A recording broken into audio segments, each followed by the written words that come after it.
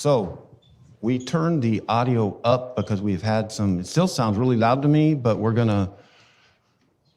I'm really comfortable because I can hear myself and hear the speakers, but I've had some comments, and so I'm turning it up a little bit to try to make sure. I know you may think it's loud and you can hear, but again, I'd hate for anybody to miss one of my sermons because they couldn't hear me.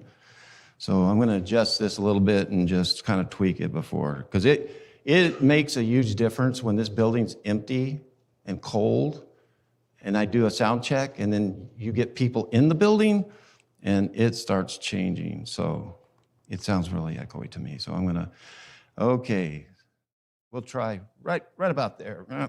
Okay. To me, it drives me crazy because it's like, if it's off, it's off, and I've been comfortable with it. So you okay with that? Is that okay? I mean, okay. Like I said, I know some people, we're not trying to blast you out. We're not at a concert like sometimes, oh my goodness. Or going to Texas Roadhouse. Whew.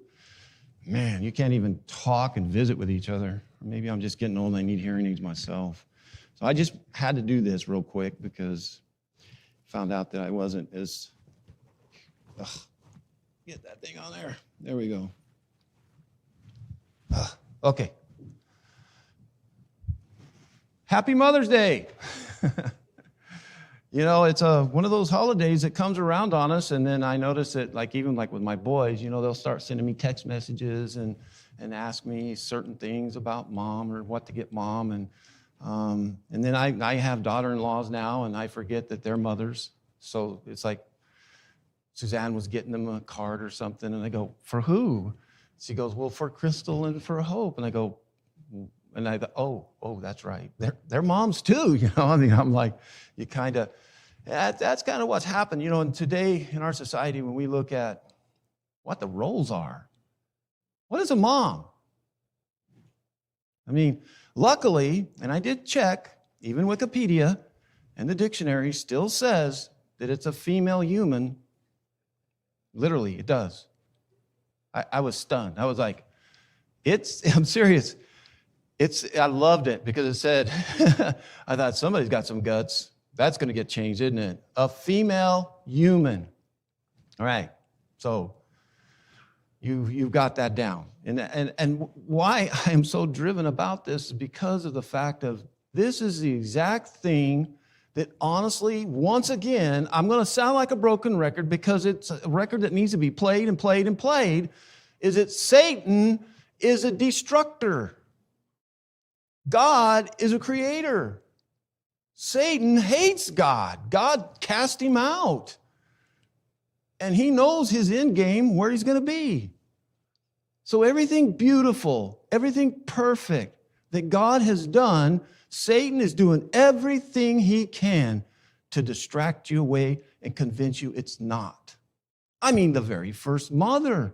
Think about her. Eve in the garden. The most beautiful place you could imagine you could ever be. And he's trying to tell her, God's holding out on you. He's trying to deconstruct, de-evolve what God had placed her in with a deception. And he has not stopped.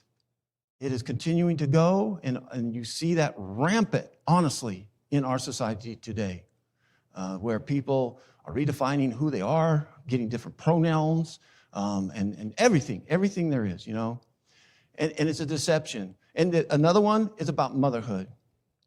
How, that I've seen this over the years, I saw it happen with Suzanne, was that because she was a stay-at-home mom, somehow she was not as important. She did not have that same credibility because she didn't have a profession.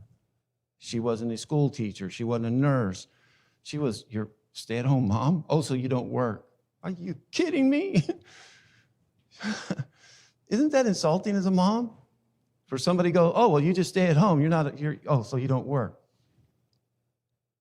It just blows my mind. And that right there, again, that is just the same thing, trying to show how machizo men have destroyed and crippled and subjugated women.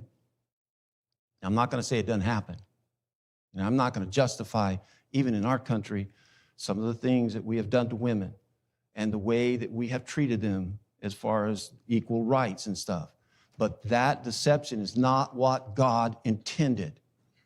A woman is equal to a man. Not the same, though. And just because a man may be head of the household does not mean he's the smarter one. Ask Suzanne. Doesn't mean it. And you know what? It doesn't even mean that you're the best one for the job. It just means God said, you're in charge. These are your roles. We've seen that all the time in different places. You know, my boss is pretty dumb, but he's the boss. And so I can either rebel and get fired or I can quit. But you know what? It's not going to change. He's the boss. You can bad talk him all you want. And that's what happens. So when we look at these roles, we look at the way God had created it so beautiful and precious, and we abuse it and we tear it apart, restructure it, and we minimize the value of one role or the other. And especially women. Women are moms. Now, I know some, that they haven't had children. But in that's not anything against them and stuff, and we see that in the Bible, don't we? But the importance, none of us would be here if it wasn't for our mom, Eve. And think about what she experienced as a mom, being the first mom. No one's ever had a baby before. Nobody could throw her a baby shower. Nobody could sit there and say, oh, Eve, this is what you're going to go through. And the husband, I'm going to speak for him too. I'm telling you, it was traumatic whenever I had my kids, but I had somebody to tell me and say, well, it's okay, it's kind of this and that, but, you had to go to Lamaze classes, you got all sorts of teaching, but just imagine the first parents, the first mom. And then the first mistake that was consequential for the rest of her life and for everyone after her, that she had to live with that. And then to watch one of your sons murder the other one. And she still had Seth. And I'm convinced she is a faithful woman. There's nothing to indicate otherwise, any more so than any of us this morning here. But she is the mother of all of us. She is the mother of life. She is the bringer of life. All moms are the bringers of life. That's why, to me, abortion is an abomination. It's an abomination to me that the very one who's bringing life would want to abort. And I'm not going to get into the sidelines, and I'm just telling you that when you're killing human flesh, and that's what it is, it's human. It's not monkey, it's not a dog. It's human. It's life. And I know there's different ramifications, different things we can do, but let's look at the idea of it.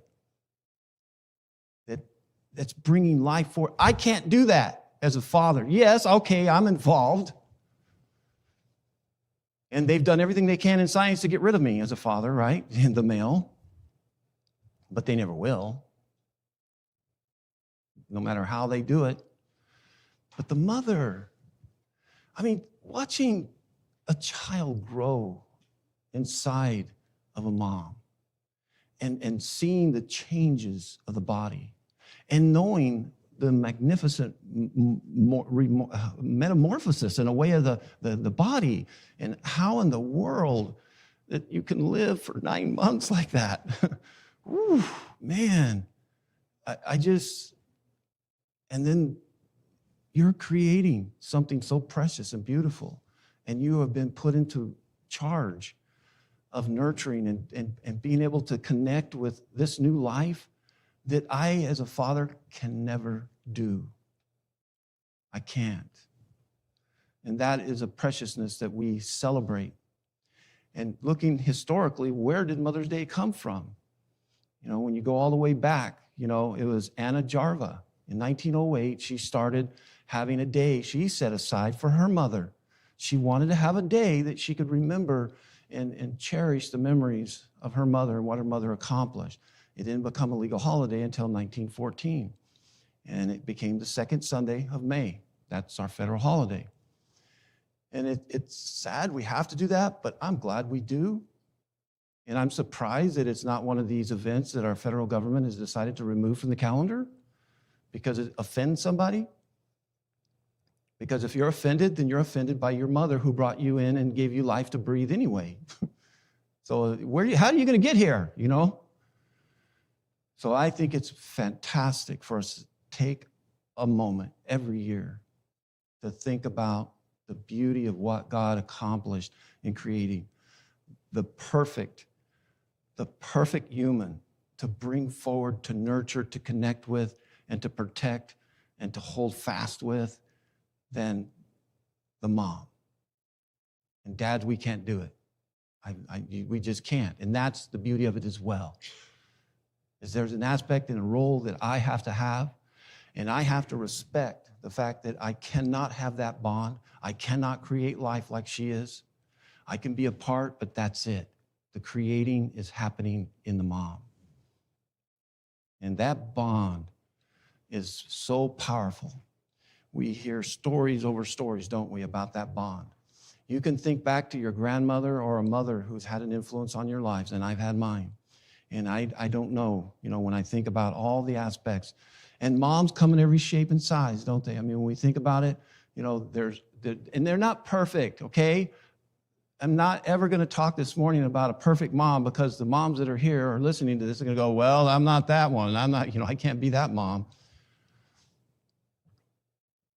Abraham Lincoln, to me, one of the greatest presidents, and what he accomplished, and one of the things that he had was a total endearment towards his wife. And Mary was not an easy woman. She was a very difficult woman, but his support and honoring of her. And one of the greatest quotes that he said, that all I am and all that I hope to be, he says what? I owe to my angel mother. Now, I understand, his mother was not perfect either. Mothers make mistakes, just like all of us. But that's the beauty as well as a child. Is a child who really has that love, understands and gives that forgiveness. But that bond. And such a great man, could see and perceive that type of an idea. And I look at the hardships that mothers have had to endure in our society. And the one biggest one was this one picture of a mom during the Depression, sitting on a camp outside Oklahoma somewhere, and they're homeless. It's the Dust Bowl. And I want you to look at this mom. And look at the children. And look at the environment. It doesn't change. The environment is harsh. It's not a time to bring children in. It's not a time to have that. And yet you look at this and you see this bond. Look at the child laying in her arms sleeping. Look at the determination on that mother's face. You can see the wear of years or, of what is going on, the determination and the bond that's there. It's always, this has given me goosebumps when I've seen that. And there's some other pictures like that as well. I think of the mothers. My grandmother was one, that raised children during the time of the Depression, where they literally didn't know what they were going to eat. They're making their clothes off of sacks of grain after they ate the grain or the flour. They would turn those into the clothes and stuff. I mean, that was determination that you saw in it. And I know that happens.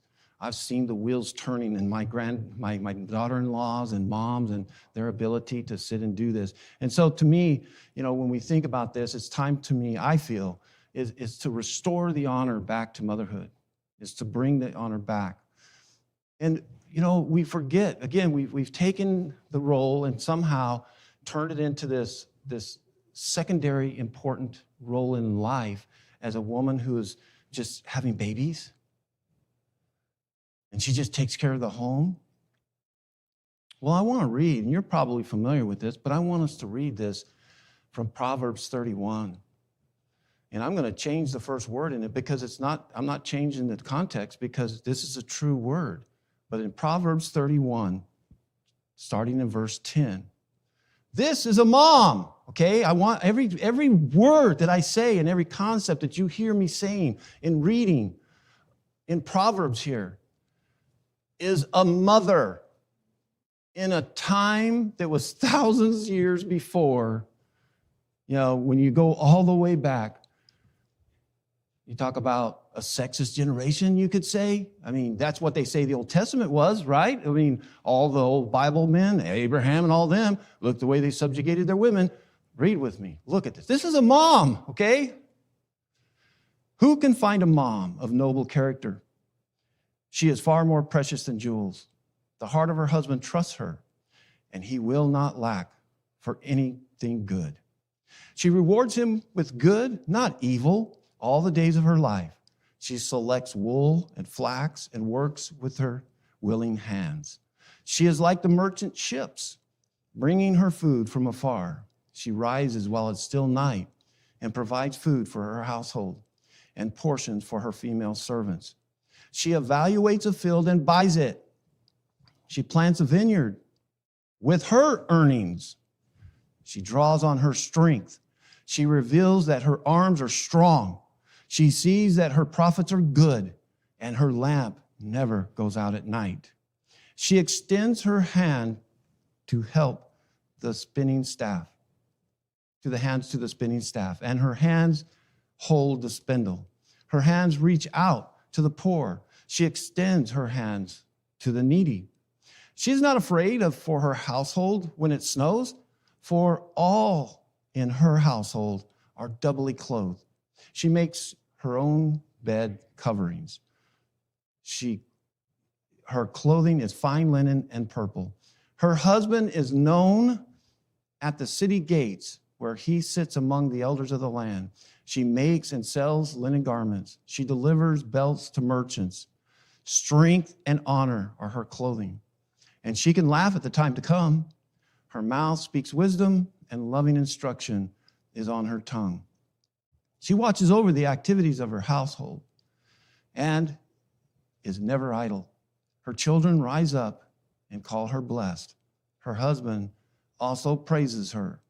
Many a woman have done noble deeds, but you surpass them all. Charm is deceptive and beauty is fleeting, but a woman who fears the Lord will be praised. Give her the reward of her labor, and let her works praise her at the city gates. That's a mom. Where's the sexism there? Where's the minimizing of her role there? This is a powerful woman, isn't it? Now, I've used this. I've never used Proverbs 31, called the proverbial woman, on a Mother's Day before. And this week, as I was thinking about it, I thought, that's a mom. That was a very powerful mom. She's involved in managing her house. She's the one taking care of all the business. And guys, come on, fess up. I don't know about you. Maybe I'm just expressing myself, but there's a lot of things, of aspects in that role, in that area. I don't want to get into detail, just embarrass myself and us, but they are far better. Again, I started out by saying that, just because you're the head of the household does not mean you're the best. And I think when we take a look at this, now, Proverbs are what they are, the proverbial. It's not trying to say that every good mom is exactly like this. But think about some of the concepts that is being revealed here. One, her activities that are so important in every aspect of the house and what she's accomplishing. The emotional connection to understanding everybody's needs. I love the phrase it says, and she laughs at the future. Now, she's not like being belligerent. You know why? Because she's got it covered. That's what she's, when you say, we got trouble coming up, and she's like, so? I already knew that. I got it covered. I'm planning it. She doesn't worry about the winter. Because why? She's already planned for it. She knew it was coming. They got double the clothes. She's out there taking things in which she has made herself in her house and selling it to merchants that are going around the world, that are being transported out.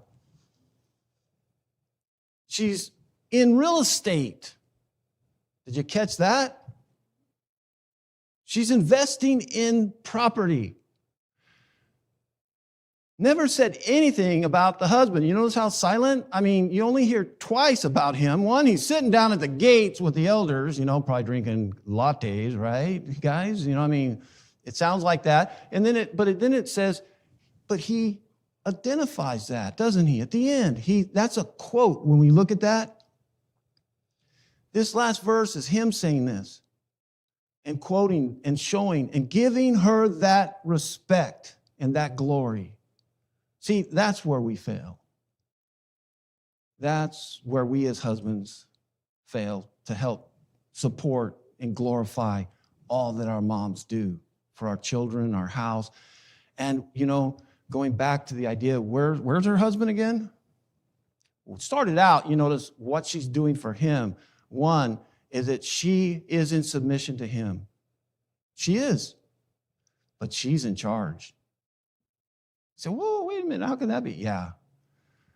She's in submission to him, but she's running everything. And I guarantee you, she's smarter. And if he's a good leader, you know what he's doing? He's listening to her. And when she says, hey, I found a piece of property we need to buy, he's like, why didn't you buy it? I did. And didn't have a fight over it. Well, you should have consulted with me. No, this is a beautiful relationship. And the other thing is, he wouldn't be honorable enough to go sit at the city gate if it wasn't for her. He would have been an embarrassment. You see, the city gate in that day and age was town hall. It was where all the powerful people came and sat. And it was the center of government. And so what he's saying is, basically, he couldn't be respected and have the beauty of all that's going on and accomplishments that he has without her. So now, when people tell you somehow that God is a racist, a feminist, against females, or, minimizing it somehow in the Old Testament, just because you read historical things, the bad things that men are doing, the way they treat their women, it's not God. God's being brutally honest, if anything, and you look at it, and if you're a humble, spiritual, loving person, you will read the same thing and go, that's not a good husband. That's not the way you treat your wives that are the mother of your children. But no, you see, the people who are agnostic and atheistic, they just turn it around, and Satan comes in and says, let's destroy that relationship by showing how horrible a husband is. Almost like what he tried to do with Eve to God. He's holding you back. Did you know that's what it was? Satan was saying to Eve, he's holding you back because he doesn't want you to have full knowledge. And that's what he's doing today. He's trying to say, don't subjugate yourself to a male. He's going to hold you back. And not one godly man will hold you back. You notice what I said there? I didn't say any man, did I? I said a godly man. But Satan is selling you a bad deal, trying to convince you, just like he did Eve, that he's holding you back.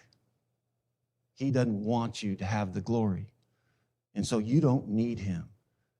You can have babies without your husband. You can go and just destroy it. And we'll talk about fathers and Father's Day, but we won't dive off on their importance. But again, they're inseparable. They're inseparable here. And so I want to look briefly. We're going to look at them because there's so many. I try to go through. I looked at all the moms and different aspects of them. Just a snapshot of a few. I think I've got 3. We're not going to dive into all their character, but some of the moms, and I already talked about one that I think is amazing that we overlook all the time, and she's always getting beat up on because she ate the fruit. And so, I started with her, but without her, none of us would exist at all. The next great mom to me, and again, it's to me, you may have others that you have, is Sarah. And I think about her because it just keeps coming up in my mind that her crazy husband one day comes home and says, we're moving. Now, if your husband come home and told you we're moving, you would have some questions, right? Where are we going? I don't know.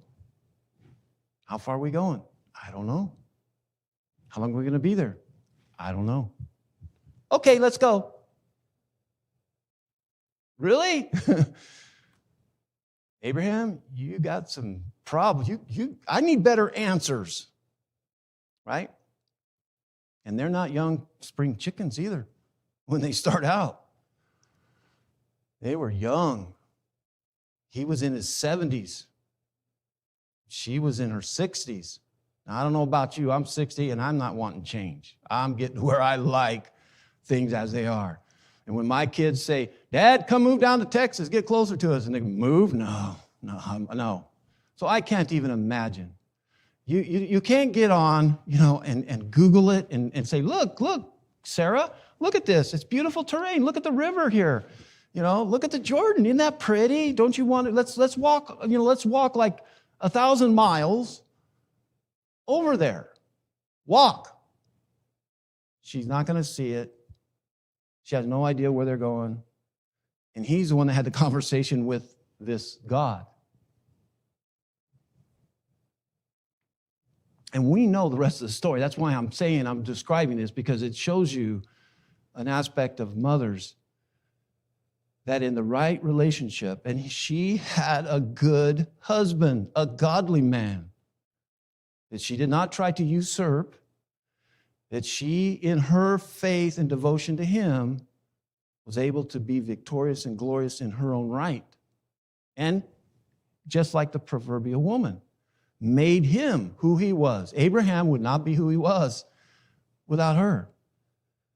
And we know that whenever they tried to fix the problem of not having children, right? Because why? She was barren. And then when they tried to take it on their own, and this is another aspect, moms and dads, is that, you know what? When you try to fix things outside of God's direction, it's going to probably go the wrong direction. You can't fix this yourself. Now, let's put it into context. So 25 years, she goes barren.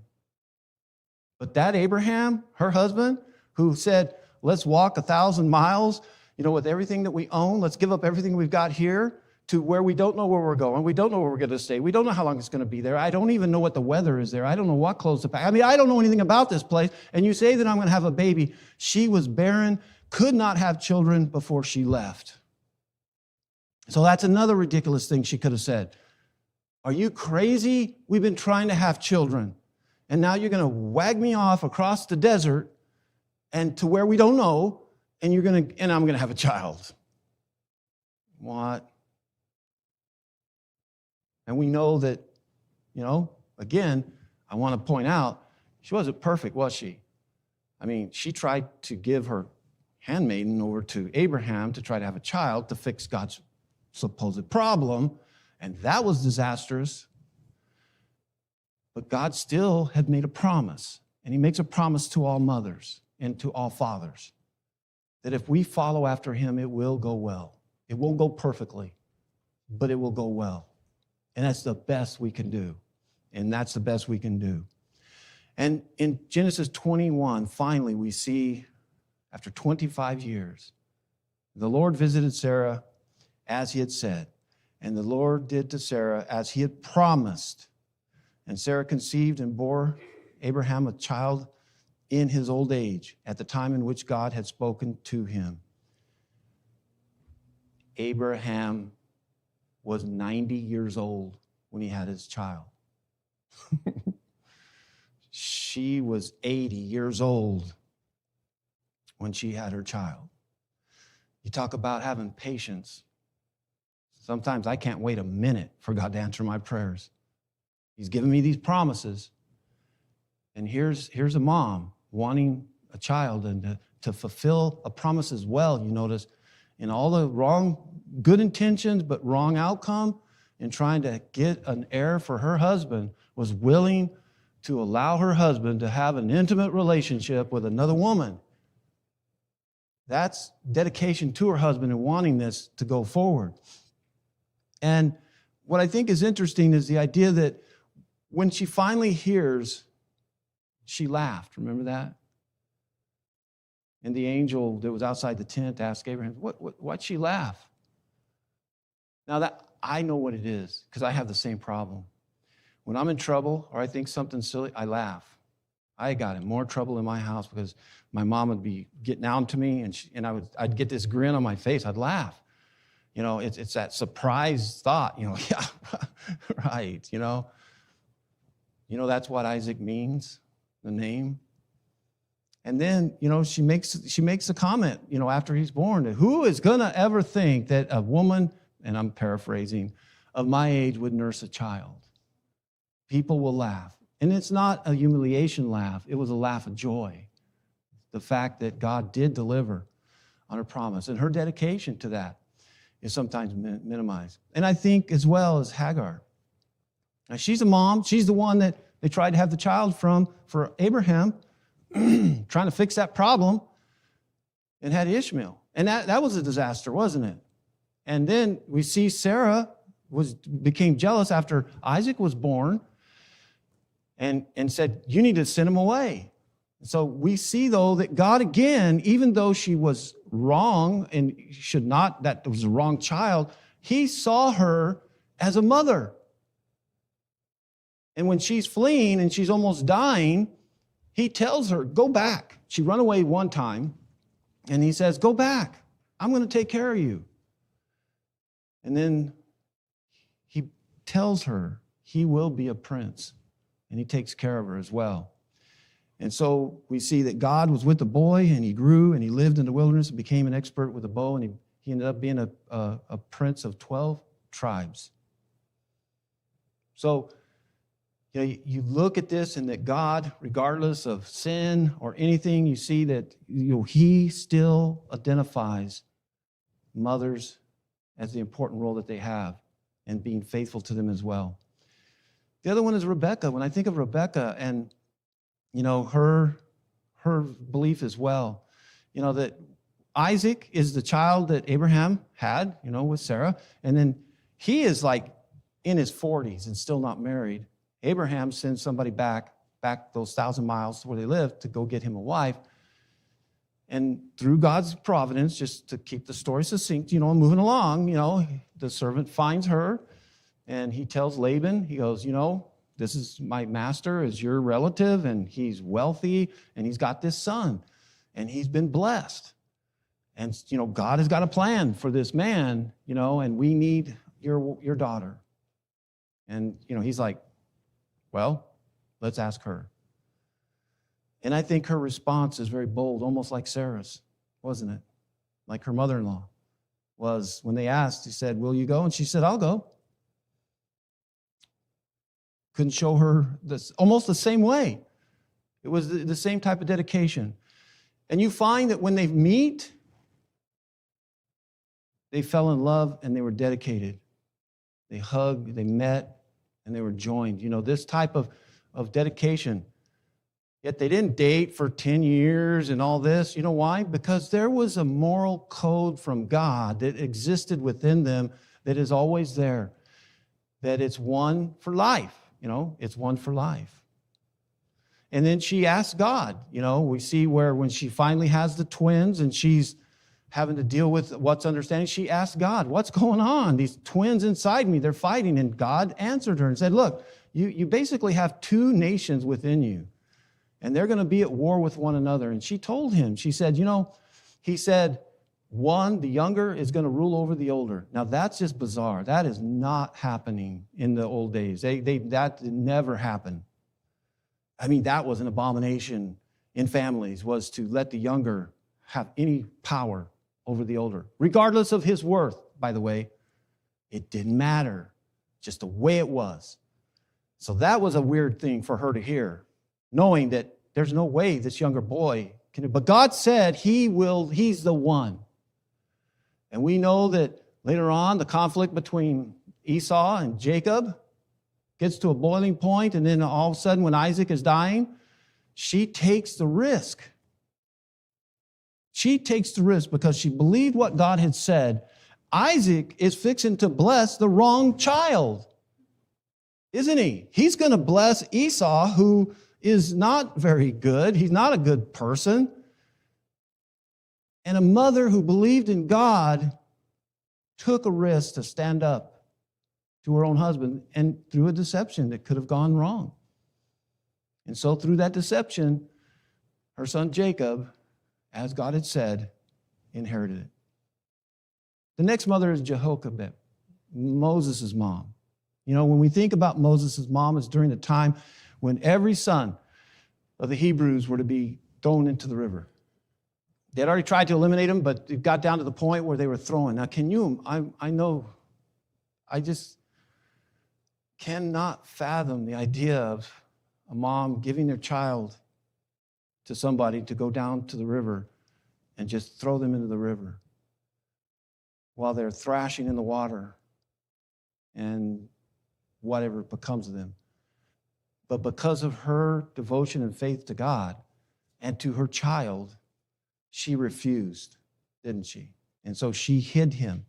And so, as the Hebrew writer says, he says, by faith, Moses, when he was born, was hidden for 3 months by his parents because they saw the child was beautiful and they were not afraid of the king's edict. That is a serious judgment against our society today. It really is. And I'm not just talking about, how many parents today, are willing to defend their children regardless of what the law says and stand up for them, no matter what age they are. It's not a matter of convenience, by the way. It's a matter of devotion to one in which you have had a part in creating. The next one is Hannah. This is during the period of the Judges, one of the most sinful, embarrassing historical times of Israel. It was during a time of extreme ungodliness. The judges, the priests, they were all corrupt. And there's this woman who, her husband loves her dearly, but she cannot have a child. And it was that important, it really was, to women in that day and age. What a turn, huh? In that day and age, it was so important to a part of who they were instinctively was to have children. And she could not. Now, at that time, he had another wife, and she tore into Hannah and embarrassed her and ridiculed her for being half a woman, basically, because you can't have children. And it broke her heart, and her husband tried to console her. They would go to the tabernacle, and Hannah would go there, and she would fall down and she would weep and praying, asking for her, to the point where the priest, Eli, thinks she's drunk. Doesn't she? He sees this woman over there babbling to herself and crying. And he says, what's wrong? And she goes, I'm not out of my mind. I am praying to God. And this is what she was saying. She said, she vowed a vow and said, O Lord of hosts, if you will indeed look on the affliction of your servant and remember me and not forget your servant, but will give to your servant a son, then I will give him to the Lord all the days of his life, and no razor shall touch his head. That's a Nazirite vow. In a time where that would have been considered a religious zealot. You're going to really make your son stand out. He's that homeschool weirdo we call, those kids who don't quite function sometimes. We make fun of them, and I'm making fun of them. I'm sarcastic, okay? Homeschool's great. But sometimes we look at kids and we go, wow, look at that kid. There's something kind of weird about him. Because you know what? He is different. And that's what was going to happen to this little boy, Samuel, was that he was going to stand out, in other words. And she was going to make sure that he was dedicated. I love this idea of saying, Lord, bless me with a child, and I'm going to give him back to you. That should be every parent's prayer. It really should. That was mine. I'm going to tell you, I'm going to be honest with you. That was my prayer, was, Lord, you're going to let me have and become a father, but I really want to be able to just give them back to you. And I know I haven't done it perfectly, but you know where I got that from? From Hannah. They're not ours anyway. They're their own. They're God's. And so I just love this idea, and she stuck to it. And after he was weaned, So she had some time with him. She takes him up to the temple, to the tabernacle, at that time.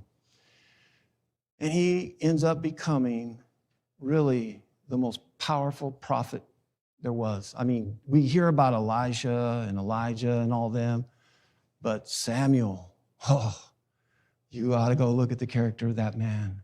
And you know why? Because of his mom. Even when he went and was living in the tabernacle with Eli, Eli was not a good priest.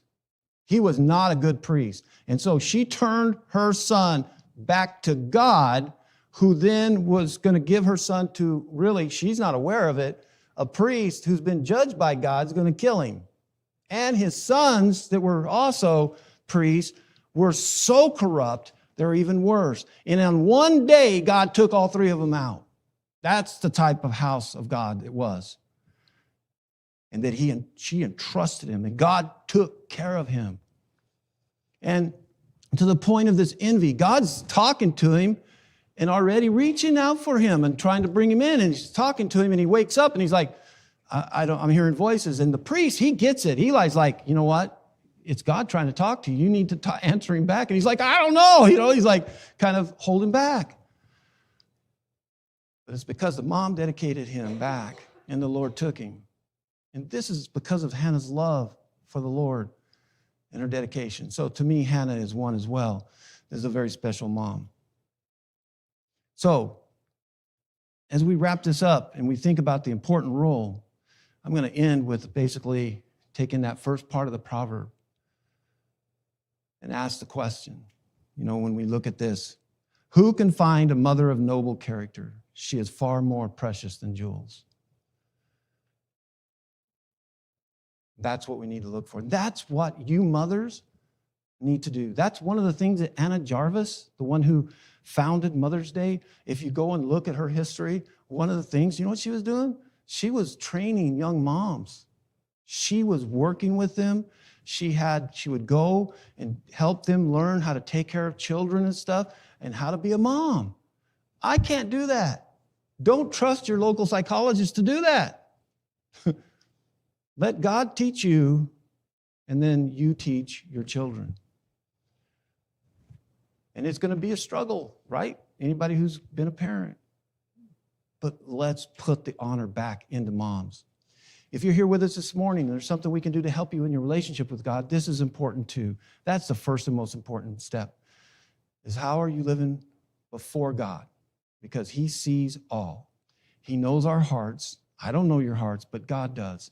And He's the only one, honestly, that you have to worry about. Not about the preacher, not about anybody. It's about you and Him and your heart. And so this is a time that we always take to allow you this opportunity to reflect within yourself on how you've been walking with God or without Him. If you've been walking without Him, I really beg you to become a child of His by submitting yourself to the watery grave of baptism to receive forgiveness of sin and become a born-again child of His, a new creature. If you're walking with Him and you've neglected Him, then this is a time as well to you go and talk to Him in prayer right now, while we're singing. There's that quick as you can. That's the important part of it. And that's why this part of the lesson every time is so important to me. I always think about my lesson and say how important it is. But you know what? This is now, it honestly is the most important because this is your eternal destiny. We really are. We're talking about a great sermon on moms. Thanks, Ron. That was great. But you know what? It's meaningless if you don't have God in your relationship. And it's a right relationship. Great sermon. Amen, brother. Oh, yeah, I love my mom. But you know what? If you're not right with God, it's meaningless in the end because we have eternity. We started it when we were born, and we're going to be eternal in one place or another. And so this moment right now, not tomorrow, not a year from now, because you are not guaranteed it, but right now is the time that every one of us need to think about our relationship with God and fix it, establish it, embolden it any way you can and savor it. So think about these things while we stand and sing.